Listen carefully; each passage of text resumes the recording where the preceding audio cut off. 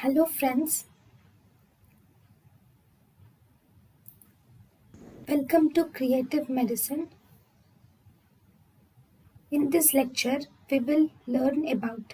So friends, let us now learn some important points about the optic atrophy. So what are you going to see in optic atrophy? Number 1, optic atrophy is of 3 types. Number 1, 2 and 3. Optic atrophy can be primary, secondary or tertiary. Okay, primary optic atrophy, here the defect is in the brain.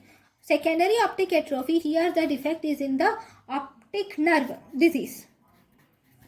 Okay, tertiary optic atrophy, here the defect is in the retina. Okay, primary optic atrophy, that is the defect is in the brain. So that means here the optic disc, if you see, first you will see optic disc.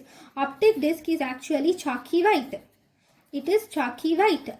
Then we have secondary optic neuritis. It is actually grayish. The optic disc is grayish white. Whereas in tertiary optic atrophy, the disc is actually yellowish in color.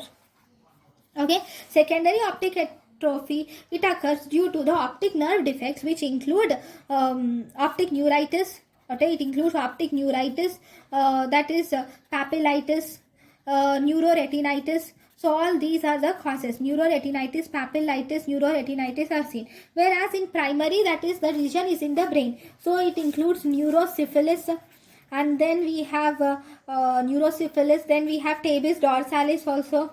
Okay, then we have toxic optic neuropathy, or there can be tumor or any trauma of the brain. Anything involving the brain parenchyma is seen in primary optic atrophy. Then tertiary optic atrophy, it is due to the lesion in the retina. So that means it can be due to retinitis pigmentosa, central retinal artery occlusion, central retinal venous occlusion, panretinal photocoagulopathy. So all these are seen. So this is optic atrophy. Thank you.